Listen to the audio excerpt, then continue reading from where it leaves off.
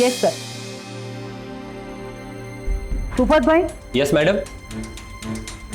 SP સાહેબ સાથે મારી મીટિંગ છે, મને આવતા મોડું થશે. Okay madam. આ મેં તમને કેમ કહ્યું હશે? કારણ કે કોઈ પણ હિસાબે પેલી કેસર એના ડેડીને ના મળવી જોઈએ. એના ડેડીને મળી તો તમારી નોકરી જશે.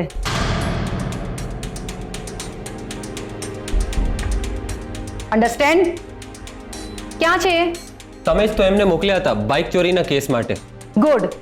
આજે રાત્રે વિક્રમસિંહ માટે 3rd ડિગ્રીની તૈયારી કરી રાખજો. પણ મેડમ, ઉપદેશ આપવા ના બેસતો. ગુનેગાર વિરુદ્ધ આપણી પાસે 2 પુરાવા છે. મેડમ, એસપી સાહેબને મળવા જવાનું છે. મારી પાસે ટાઈમ નથી. બાઇક ચોરી વિશે કોઈ પણ જાણકારી હોય તો મારા ટેબલ પર મૂકી દે, હું આવીને વાંચી લઈશ. મેડમ, આ તો તમારે અત્યારે જ વાંચવું પડશે. શું છે? પરવાનગી. શાની? બધી જ ફોર્માલિટીઝ પૂરી કરીને હું કોર્ટ પાસેથી પરવાનગી લઈને આવી છું. હવે કાયદેસર રીતે હું મારા ડેડીને મળી શકું છું. તમે પણ મને નહીં રોકી શકો.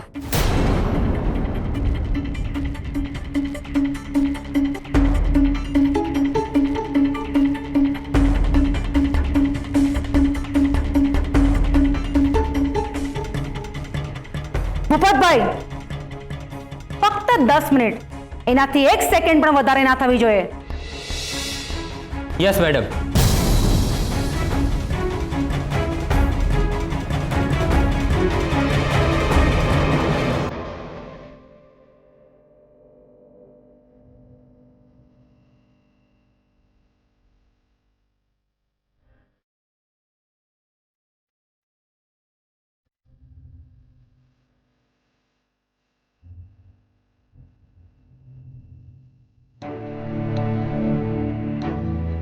કે સર, એક વાત યાદ રાખજે, મેં તને ભણાવી ગણાવી મોટી કરી અને આજે પોલીસ ઓફિસર બનાવી છે. મેં ગામમાં એ કહેવાનું બંધ કરી દો કે તમે મને પોલીસ ઓફિસર બનાવી છે. આવું કહેવાનો તમને હક જ નથી. મને પોલીસ ઓફિસર મારા ફોજદાર અને મારા અંગત લોકોએ બનાવી છે.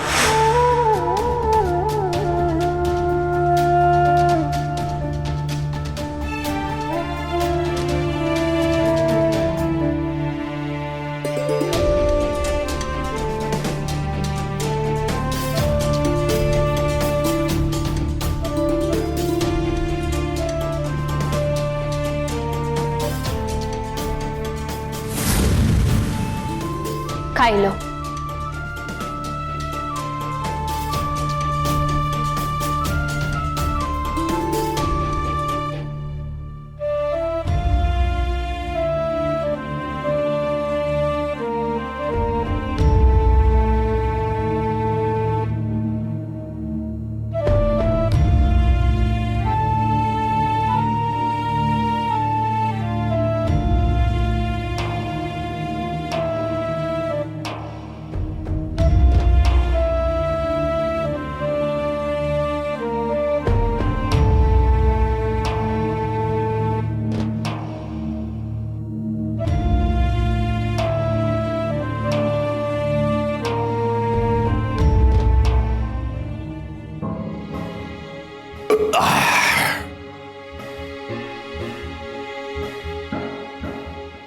વિક્રમસિંહ નામ છે મારું. કે સર, અરે આ મહેશ્વરી મેડમ છે ને, એ તો બહારના ભાવમાં ગઈ. છોડીશ નહીં હોય ને, જેવો અહીંથી છૂટીશ ને, દિલ્હી ફોન કરીને એને ટ્રાન્સફર કરાવી દઈશ. ખાનદાની માણસની કઈ ઇજ્જત છે કે નહીં? ડેડી પ્લીઝ, આ બડાઈ હાંકવાનું બંધ કરો. તમે જે કાંઈ બોલી રહ્યા છો ને, તે એક ડરેલો માણસ બોલતો હોય છે. ફાંસીના માચડે આવીને ઉભા છો તમે. ફક્ત દોરી નાખવાની બાકી છે તમારા ગળામાં. કે સર, મેં ડેડી, તમારા વિરુદ્ધ પુરાવા મળ્યા છે. તમે અત્યારે એવી પરિસ્થિતિમાં છો કે આજીવન આમાંથી બહાર નહીં નીકળી શકો. ડેડી પ્લીઝ, હું તમને હાથ જોડું છું કે મને બધું જ ડિટેલમાં કહો કે ત્યાં શું થયું હતું. તમે મીનાક્ષીના સંપર્કમાં કેવી રીતે આવ્યા, બધું જ કહો મને. અને હા, જે કંઈ પણ કહો એ બધું સાચે સાચું કહેજો, કારણ કે જેટલું ખોટું બોલશો એમાં તમે જ ફસાશો. મને તો કોઈ ફરક નહીં પડે, જાડી ચામડીના છો. પણ તમારી પાછળ મારી મમ્મીની શું હાલત થશે એ હું જાણું છું. એટલે પ્લીઝ જે પણ કંઈ કહો એ સત્ય જ કહેજો. જે રાત્રે મીનાક્ષીનું ખૂન થયું એ રાત્રે તમે એના ઘરે મળવા ગયા હતા?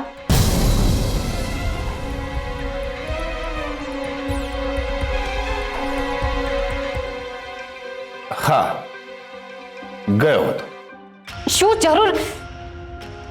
ડેડી, શું કામ મળવા ગયા હતા તમે એને?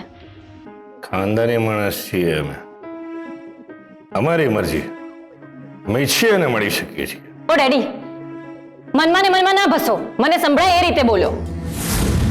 અને તમારી વાત 10 મિનિટની અંદર પૂરી કરી દેજો, મારી પાસે વધારે સમય નથી. ખાનદાની માણસ જ્યારે મુસીબતમાં હોય છે ને ત્યારે લોકો તો હેડ કરતા જ હોય છે. આજે અમારી દીકરી જ અમને કૂતરાની જેમ ટ્રીટ કરી રહી છે. ડેડી પ્લીઝ, અત્યારે ઇમોશનલ બ્લેકમેલ કરવાનું બંધ કરો. તમારા ખાનદાને શું તીર માર્યા છે ને એ સાંભળવા નથી આવી. તમને ખબર છે ત્યાં મમ્મીની શું હાલત થઈ હશે? વાહ દીકરા વાહ, તને મમ્મીની હાલતની તો ચિંતા છે. આ તારો બાપ આ કોઠડીમાં રીબાઈ રહ્યો છે એ નથી દેખાતું તને? ના, નથી દેખાતું.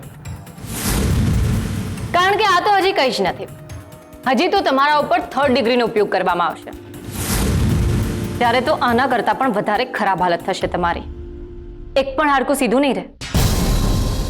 કેસર, હું સાચું કહું છું, મેં કંઈ નથી કર્યું, હું એકદમ નિર્દોષ છું. હા, મારી પાસે ડુંગરવાળા કેસના પૈસા આવ્યા છે ને, એટલે અમુક લોકોના પેટમાં બળતરા થાય છે. કોઈકે મને ફસાવવાનો પ્રયત્ન કર્યો છે. જે આખી જિંદગી લોકોને ફસાવતા આવ્યા, આજે એમને કોઈએ ફસાવ્યા છે. વાહ ડેડી વાહ. એ કેસર, ડેડી છું ઉતારો. મારા પર વિશ્વાસ રાખવાને બદલે તું મારા પર જ શંકા કરે છે. અત્યારે વિશ્વાસ ભરોસા બધું સાઈડમાં મૂકો અને રાત્રે શું થયું હતું એ મને કહો. મીનાક્ષીએ જે કંઈ પણ કર્યું ને એ પછી તમે એને ઘરની બહાર કાઢી મૂકી એ વાત મને નિર્મળાએ કરી હતી. એક દિવસ તારા ઘરે બેબી માસીની ખબર કાઢવા જતો હતો ત્યાં રસ્તામાં મને મીનાક્ષી મળી ગઈ. પહેલા તો એણે નોર્મલ વાતો કરી. ધીમે ધીમે એની વાત પરથી મને એવું લાગ્યું કે એને દિગ્વિજયભાઈ અને વેદિકાબેન સાથે પ્રોબ્લેમ છે. આડકતરી રીતે એ બંનેને ગાળો આપતી હતી. એટલે મારા મનમાં પ્લાનિંગ શરૂ થઈ ગયું.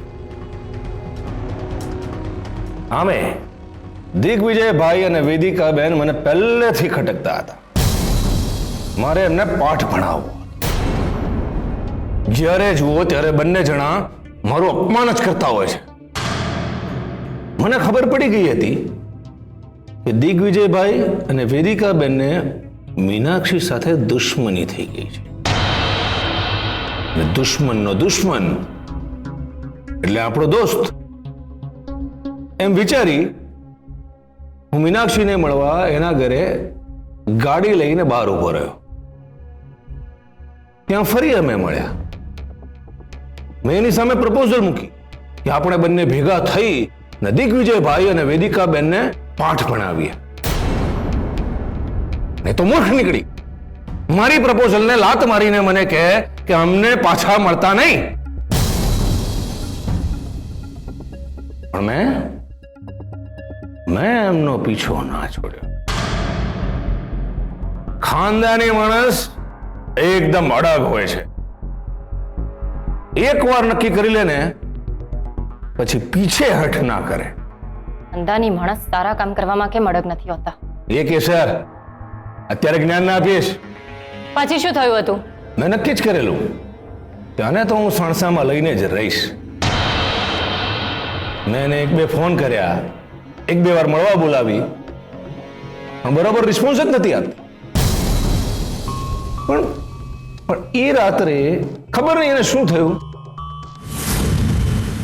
એણે મને ફોન કર્યો અને મને મળવા બોલાવ્યો. હું તો ખુશ થઈ ગયો. એણે મને મળવા માટે બોલાવ્યો છે એટલે નક્કી કંઈક વિચાર્યું હશે. એટલે હું એના ઘરે ગયો.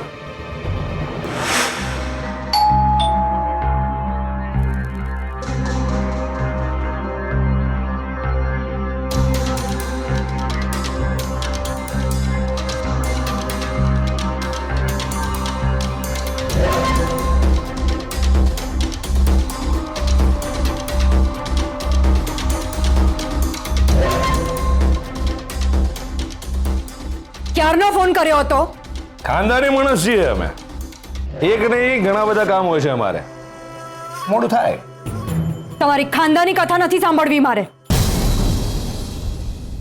બેસો.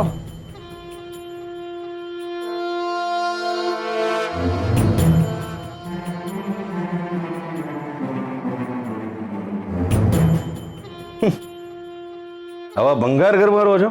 હું અહીંયા રહેતી નથી. આ મારી મીટિંગ પ્લેસ છે.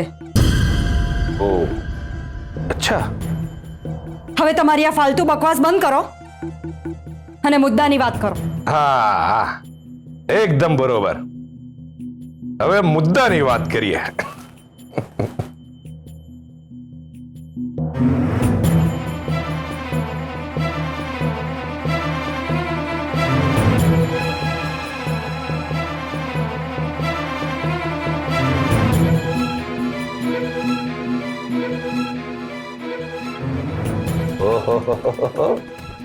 એક કરોડનું છે. મેં કહ્યું ને તમને, મુદ્દાની વાત કરો. હા મુદ્દાની વાત તો કરીએ જ છીએ, પણ શું છે કે આટલા દૂરથી હું આવ્યો છું તો ચા પાણીનું તો પૂછશો કે નહીં? અને રહેવા દો. અમે ખાનદાની માણસ મિનરલ વોટર પીએ છીએ. તમારી પાસે તો હશે પણ નહીં.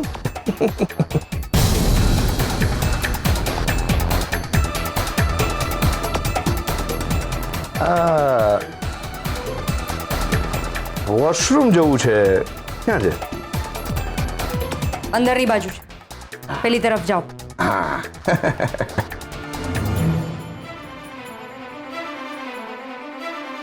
પણ શું છે કે આટલે દૂરથી આવ્યા છીએ તો પહેલા ફ્રેશ થઈ જઈએ,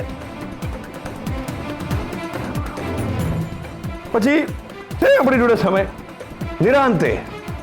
નિરાંતે બેસીને વાત કરીએ. આ શું ટાઈમ પાસ કરી રહ્યા છો તમે? જે વાત કરવા આવ્યા છો એ કરો અને નીકળો અહીંયાથી. હા પહેલા ફ્રેશ થઈ ગયા ને.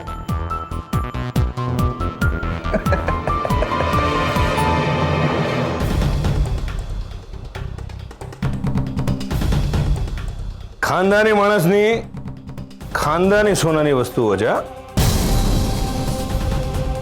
જોજો લઈને ભાગી ના જતા. મને શું કુમુતી સૂજી કે મેં આને ઘરે બોલાવ્યો.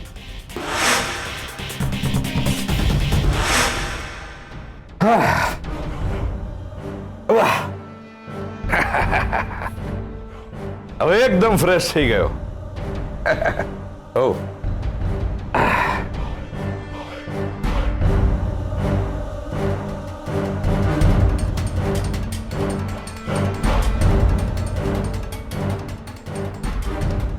મીનાક્ષી બેન, એમાં એવું છે ને, અમારા માટે અમારા દુશ્મનના દુશ્મન એ દોસ્ત છે.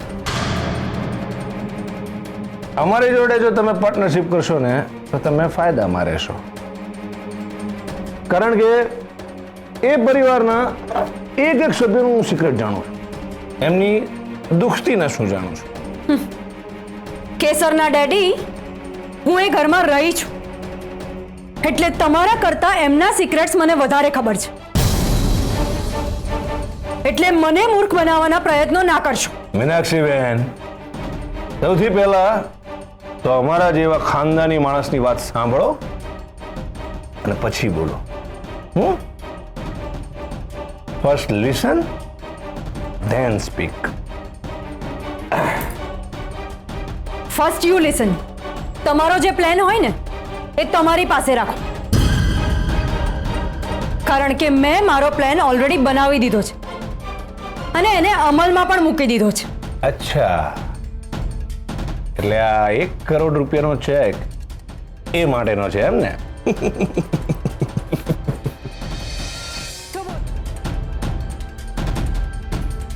મીનાક્ષી બેન, તમે પણ 2 પાઈના અને તમારી બુદ્ધિ પણ 2 પાઈની.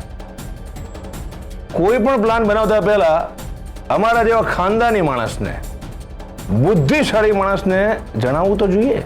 હા, અરે અબજોની સંપત્તિ ધરાવતા એ પરિવાર પાસેથી પણ માત્ર 4 આણાની ચોકલેટ જ લીધી.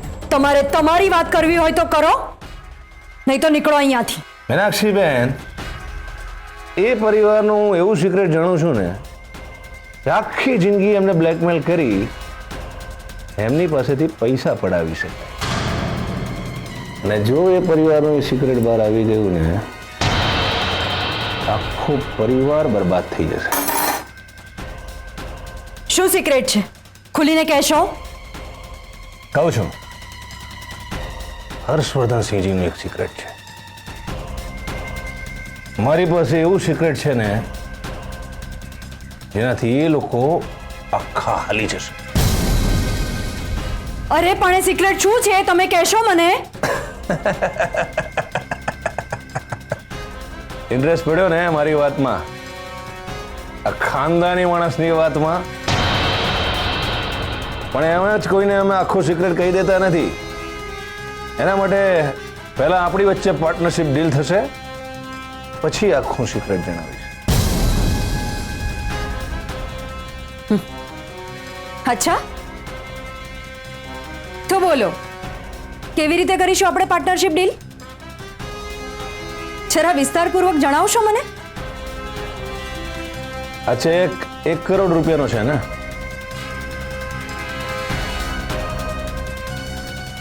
હા. એમાંથી 40% મને આપજો, પછી હું તમને હર્ષવર્ધનસિંહજીનું સિક્રેટ જણાવીશ.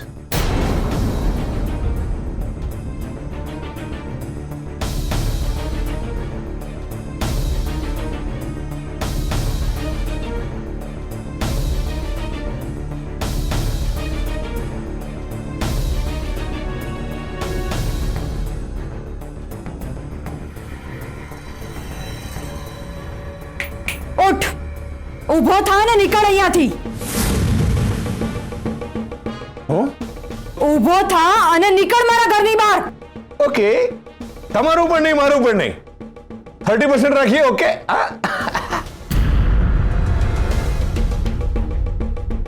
કહ્યું ને તને, નીકળ અહીંયાથી. ઊભો થા અને નીકળ મારા ઘરની બહાર. ઊભો થા ફટાફટ. જઉં છું. ને બીજી વાર આવતો નહીં અહીંયા. નીકળ ફટાફટ. નીકળ ગયું ને, ભાગ અહીંયાથી. મારે મીટિંગમાં જવાનું હતું, મારે ઉતાવળ હતી, એટલે મેં વધારે લજ્જત ના કરીને હું ત્યાંથી નીકળી ગયો. ડેડી, બસ આટલું જ થયું હતું કે આનાથી વિશેષ કંઈ થયું હતું જે તમે મને કહેવાનું ભૂલી ગયા હોવ અથવા જાણી જોઈને છુપાવતા હોવ? કેસર, ખાનદાની માણસ જે કહેતા હોય છે ને એ સાચું જ કહેતા હોય છે.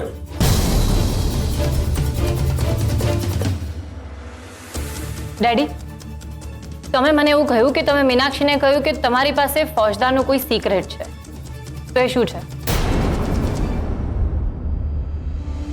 માસી, એ ન્યાય ખરાબ હાલતમાં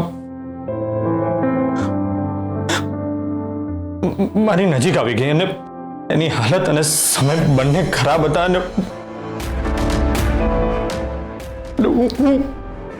મેં એને રોકવાનો બહુ જ પ્રયત્ન કર્યો, પણ જો કેસરને જમૈરાતનો સિક્રેટ કહી દઈશ તો પછી મને 1 રૂપિયો નહીં મળે. જ્યારે આ વિડીયો તમારા માટે સોનાની ખાણ છે.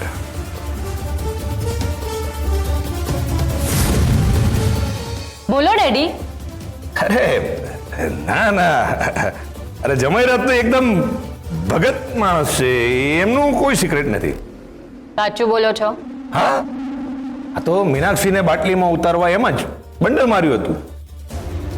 શું છે કે માછલીને કાંટામાં ફસાવી હોય ને તો કાંટા પર દાણા ચોંટાડવા પડે.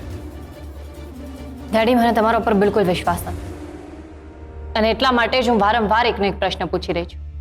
તમે મને જે કંઈ પણ કહ્યું એ સાચું કહ્યું છે ને? તારા માથા પર હાથ મૂકીને શેમ ખાઉં? ના ના, મારા જ માથે મૂકું છું, એટલે ખોટું બોલતો હોઉં ને તો હું જ મરીશ. એમ દીકરા, તે હમણાં જ કહ્યું ને, હું તો આમે ફાંસીના માછડા સુધી પહોંચી ગયો છું. તો મરનાર માણસ ખોટું ના બોલે હો દીકરા. ડેડી, તમે મને કહ્યું કે તમે તમારું કડું કાઢીને ટેબલ ઉપર મૂક્યું હતું, રાઈટ? હા. અને એ પછી તમારા બંને વચ્ચે વાતચીત શરૂ થઈ, પણ વાતચીત બરાબર ના જામી એટલે ઝપાઝપી થઈ, અને પછી તમે ના ના ના દીકરા ના, મેં એ છોકરીને હાથ પણ નથી અડાડ્યો. મેં કંઈ નથી કર્યું. જો ત્યાં કંઈ જ નહોતું થયું તો પછી હું અને ફોજદાર જ્યારે મીનાક્ષીના ઘરે પહોંચ્યા ત્યારે બધી વસ્તુ વેરણ છેડન શું કામ પડી હતી?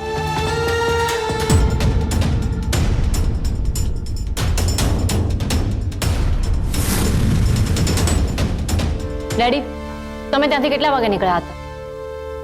સમજ ને 10 સવા 10 નીકળ્યો હોઈશ. 10 કે સવા 10? કન્ફર્મ કહો. 10 વાગ્યા હતા. હા, કન્ફર્મ 10 વાગ્યા હતા. સૌથી પહેલા તમે મને એ કહો કે મીનાક્ષીનો પીએમ રિપોર્ટ આવી ગયો છે? હા શું આવ્યું છે એમાં? મેડમ, રિપોર્ટ પ્રમાણે એનું મર્ડર રાત્રે 11 થી 12 ની વચ્ચે થયું હતું. મીનાક્ષીની પોસ્ટમોર્ટમ રિપોર્ટમાં તો એવું આવ્યું છે કે મીનાક્ષીની ડેથ 11 થી 12 ની વચ્ચે થઈ છે.